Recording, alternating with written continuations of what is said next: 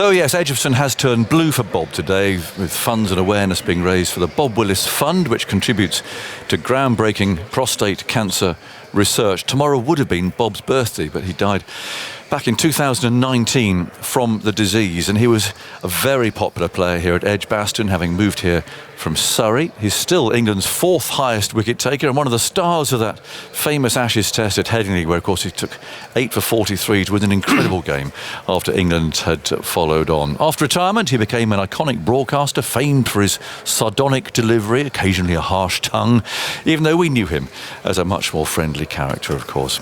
Now we're joined by one of Bob Willis Fund's ambassadors, the former Prime Minister. Sir John Major is here, and a little later by Dr. Jyoti Shah. Now she's going to conduct a test for me. It says here to show how easy it is. We shall see. She's a character. John, lovely to see you. Nice to be here. She's a character, isn't she? I've advised listeners to hang around for this. Anyway. It's going to be something to see. Well, I think it is. Thank goodness it's on the radio, is what I can say. Well, John, let's talk about Bob. I mean, you must have seen Bob Willis. Did you see him playing for Surrey? I did, yes. I mean, he played for Surrey for 2 years. But I'm pretty sure I saw him first when he was playing for the second 11. Wow, yes. Because Surrey had Jeff Arnold and Robin Jackman. Yep. Two very fine bowlers. And Bob couldn't get in the team at first.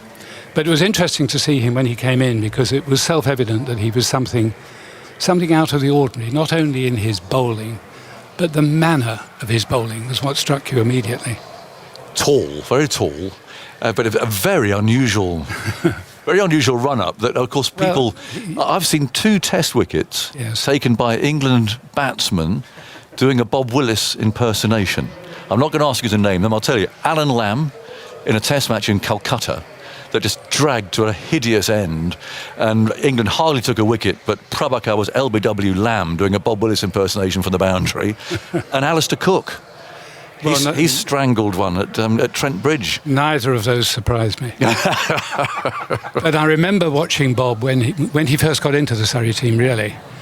And his run-up was something special. I mean, firstly, he had this Einstein haircut. Yes. Many ladies would have been delighted to have had that hair, I recall at the time. Like Brian May.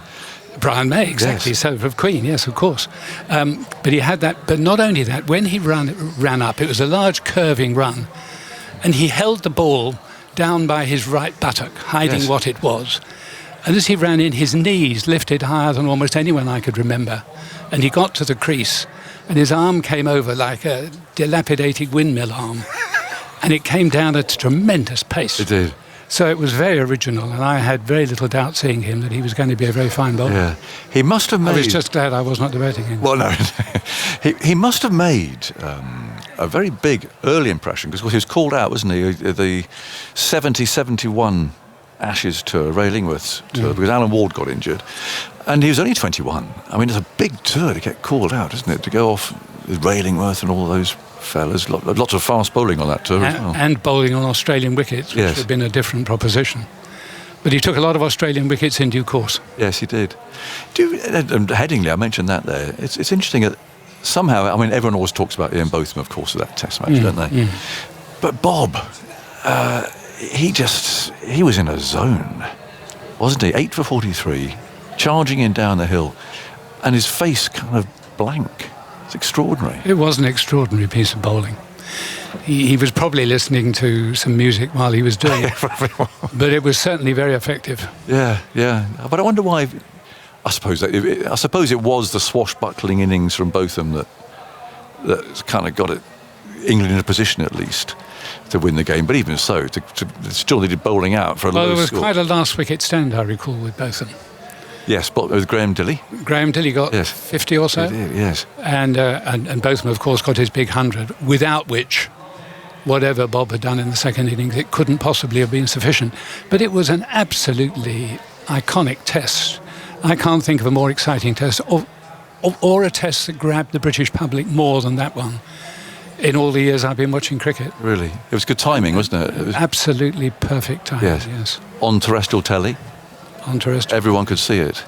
Yeah, heroes made. Again and again. Yes. It's funny because someone asked me earlier on today about whether I played against Bob, because our careers overlap. But in fact, he actually played very little county cricket towards the end. He came here to Warwickshire because I think his knees were shot. You imagine how they used to Well, he get had them up both, so he high. had both knees operated on, I recall. Yes. Round about when he was in his mid-20s.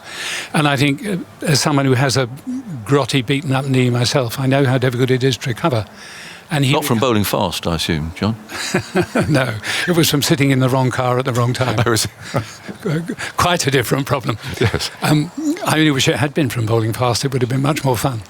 But he plainly bowled very fast. And the way he lifted his knees and hit the turf, particularly with his left leg, I'm not surprised that his knees were mucked up a bit. Yeah, absolutely. And I think the way he recovered from those and went on bowling and took a total of 900 first-class wickets is quite extraordinary. Yeah.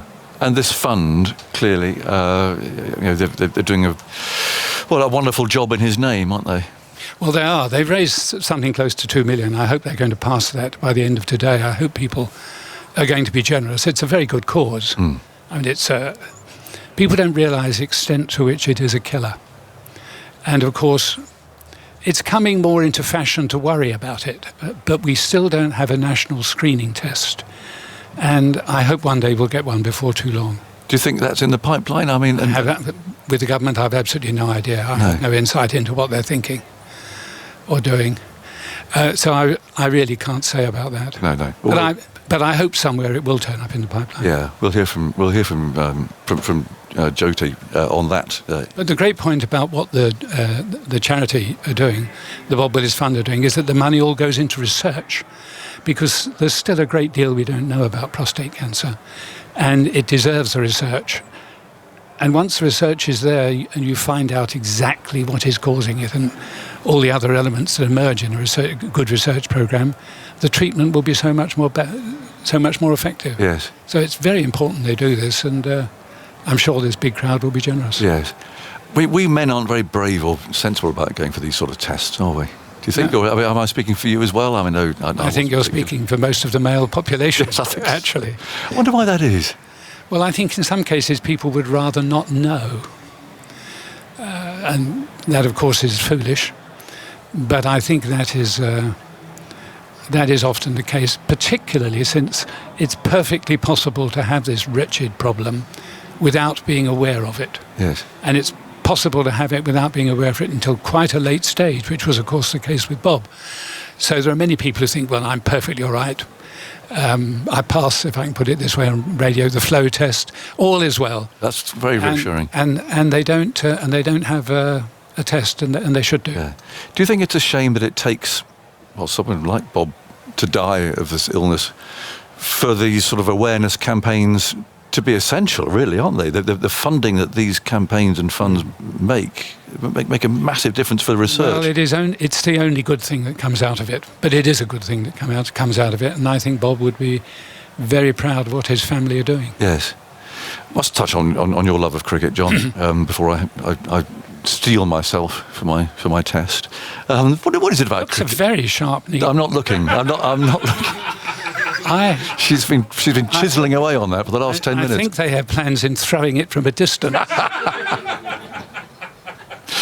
Wouldn't surprise me with the lot that I work with in here. I hope you don't mind the sight of blood.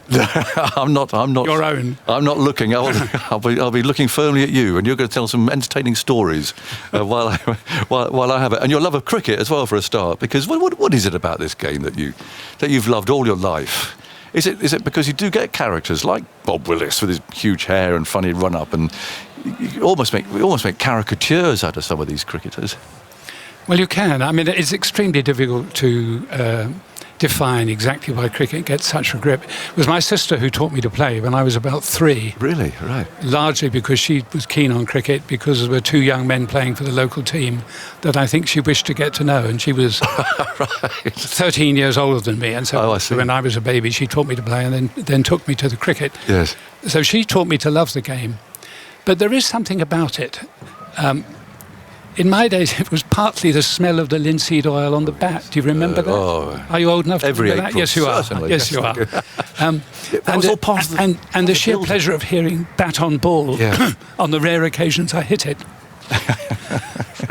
So I think there's so much to like about it. Yeah, you're right about that. The smell of the linseed oil and just the gentle sanding.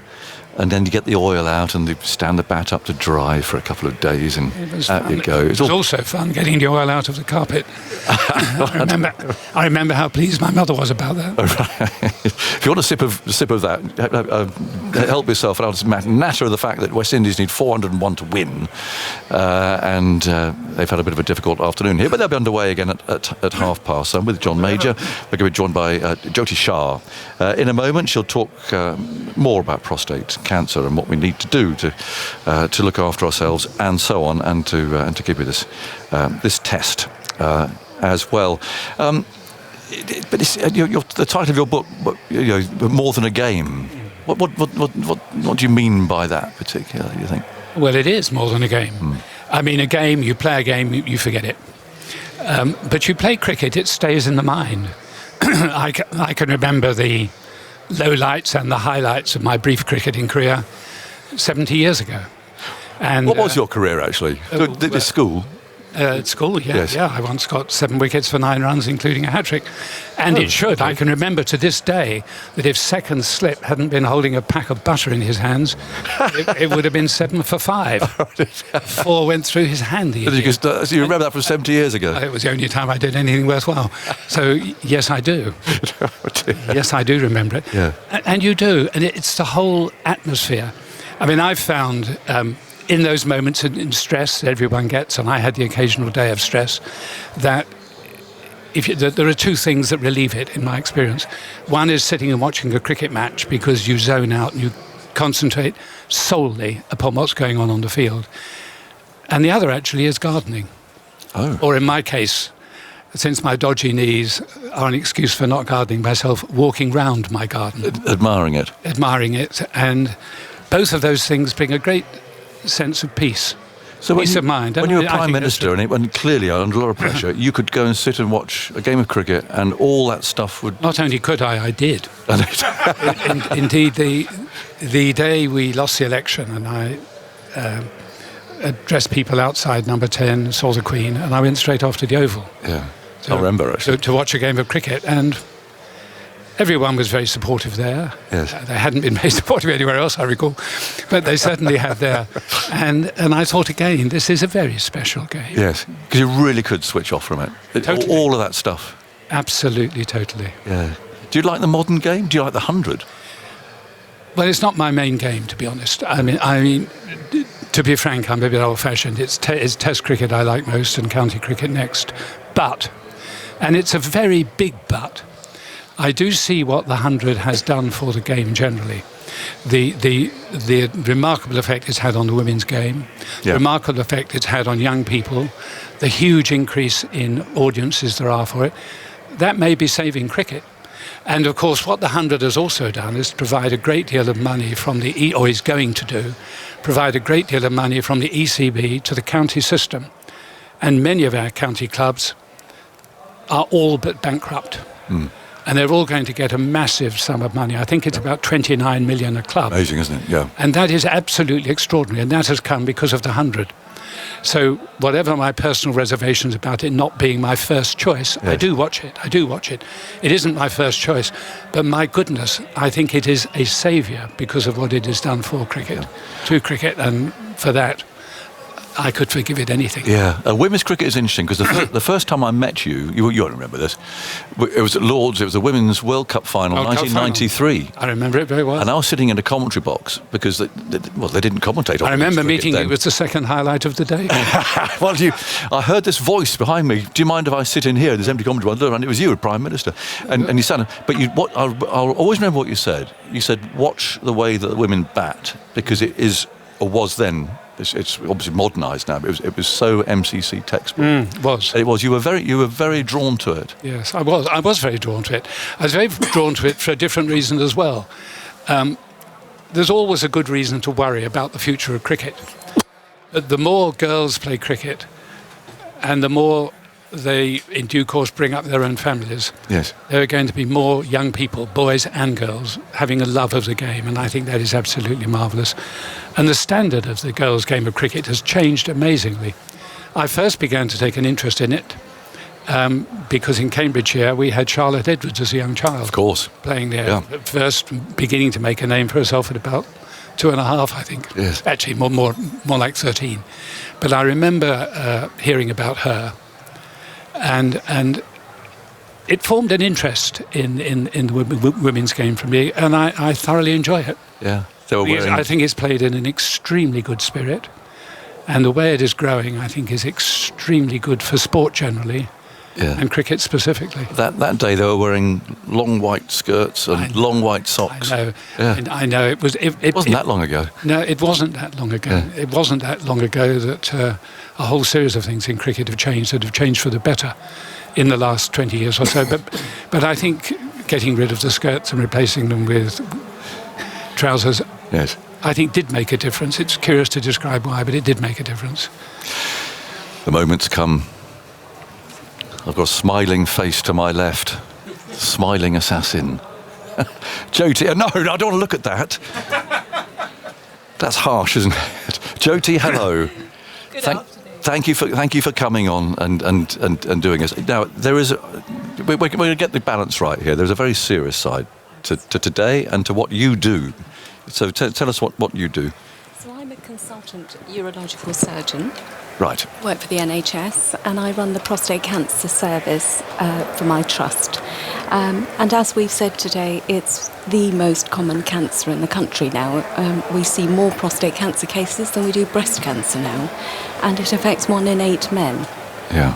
And 1 in 4, I think, of Afro-Caribbean. Absolutely. Yes. Absolutely. And we forget that actually there are people whose risks are significantly higher. So if you've got a family history, and we talked with Sir John about this earlier, that if you've got someone, your father, your brother, your paternal grandfather, your risk is doubled. Yes. Your brother did succumb to prostate cancer, didn't he, John? He did. Yeah. So this, again, that explains the attachment for this It one? does. Yeah. It does, yes. I mean, I saw my brother when he was so ill with it, and we thought at first he was going to recover, and gradually it had taken a firmer and firmer grip, and he didn't, and it wasn't pleasant to see. No. So the testing, first of all, is it common to have a lady doing this job? I mean, No, not really. It's such a specific men's complaint, isn't it? Well, as I say, I mean, it pays my bills. Yes. And when you think about women who go and see gynecologists, historically, most of them have been men, and we've not had a choice. And we need more women. You know, why not? We need more female surgeons. I mean, let's not talk about the politics of surgery here, but, No. you know, it's still only about 10% of consultant surgeons are female. Is that right? Yes. So we need, you know, we can all do these jobs. We talk about cricket, used to be a male sport. We've got female cricketers, female footballers, so why not female surgeons? And what's your message today? I mean, for those who knew Bob, of course, it's a poignant, it's a sad day. And you get behind the campaign, of course. What's your message then? Well, my message is, as a woman, my finger is much smaller than most men, and it's one of the tests we use to diagnose prostate cancer. Yes. So, you know, there's an extra advantage there. Can I just say, we're not doing that on the air, are we? I've bought my jelly. Oh. John, what are we doing here? Well, surgeons have to practice. No, I've seen one. I can do one now. I draw a line live on air to have that. I mean, I'm sure, yes. But they're not watching, they're just listening. But do you think I should... OK, so we're back to the serious point. We have the PSA blood test. Should you have the finger test as well? So the PSA blood test, as we know, it does have its faults. But we don't have an exact test to diagnose prostate cancer. And that's, as Sir John has said, there's research in progress, but we can only use the tools that are available to us. Yes. And as I say, try telling the man who comes to see me with a PSA that's 50, 60, or the gentleman who I saw yesterday whose PSA was over 1,500, wow, that blood test is not accurate. Because for them it certainly was. Now, with that, if we examine the prostate, you've got a higher pickup rate. So you've got the blood test and the examination, and the examination in experienced hands or experienced fingers, yes, you know what you're feeling. Yes. And do you have that examination after a raised PSA test, or do you have like a job lot? So if you came to see me in the hospital, you would be referred because you've had a PSA blood test and that is high, Yes. or you've got some symptoms or some bother with your waterworks, and then you. And that's the main one. So the PSA is the main test, and that's That's what the I meant, main the reason. waterworks. Yeah, well, there's a problem with that, isn't there? Because by the time someone has problems with their waterworks, usually the cancer is quite advanced. Right. And part of the problem with that is we know prostate cancer is a silent killer. And I'll give you the analogy of a walnut. Think of a walnut, and think of the shell of the walnut. Most of the cancer happens, 75% of cancers will happen in the shell of the walnut.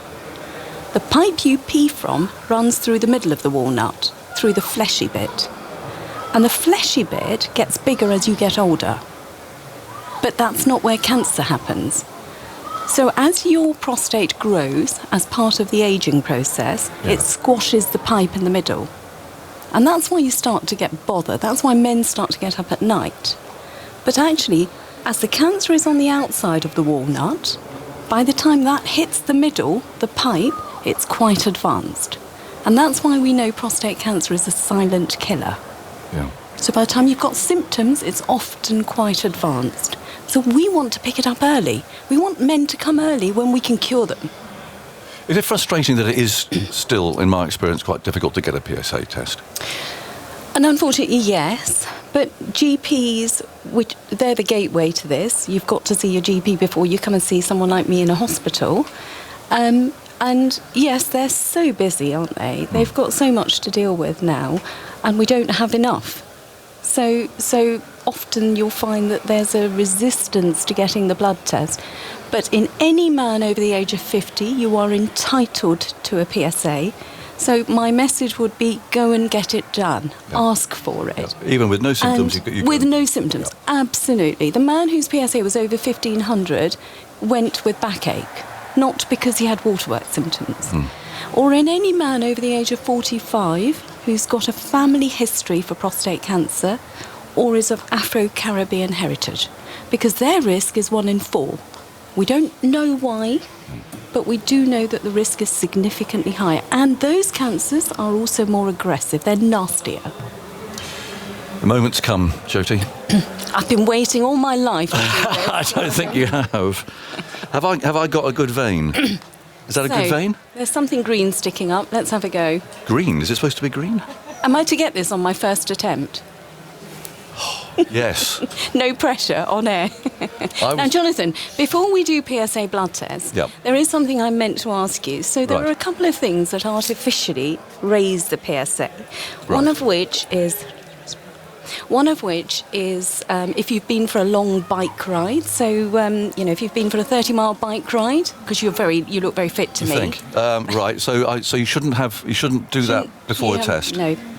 No, I haven't done that. The other thing is, if you've had sex, if you've ejaculated, unfortunately that might artificially. So tell us all on air what you've been up to. Well, it's an Whilst early I start this stab morning, you. John. Now don't move. The answer is no. Actually, she's done that really quite nicely. Let's talk about the Ashes, John. 'Cause I'm not looking to the left here. What chance do you think we've got? Has she finished yet? I don't think so. No, I think she's just. I think I failed. I'm going to do it again, aren't I, Sir John? Well, But he's got 2 arms. I may as well. I think it is necessary to make sure you've done it properly. Yes. Have you finished? I think the Ashes. Well, if you can tell me whether Jofra and Mark Wood are going to be fit, Yes. I might have a different answer. Yes. If they're both fit and backed up by someone like Bryden Cass, then I think it begins to look a lot more hopeful. But I do worry about whether they would be fit for 5 tests. Yeah. We need them to be fit. Have you done? I'm done. Actually, that was Ye of no faith. that was entirely painless. He lied. No, it was. Did you fine. say that as you passed out? It stimulates an Ashes conversation, doesn't it? Does it? Oh, there we go. John, one. I suppose Ashes to Ashes is about. Are you queuing up for one as well? No. Sir certainly John's going to come and see me specially. Oh, is it? I'm full of admiration for your public bravery. Well, there we go. I've got my finger. Jyoti, thank you. And I mean, of course, it's a serious topic. Do you think, I've mentioned it to John earlier, do you think, why are we men so reluctant? Why are we reluctant to come and get these things done?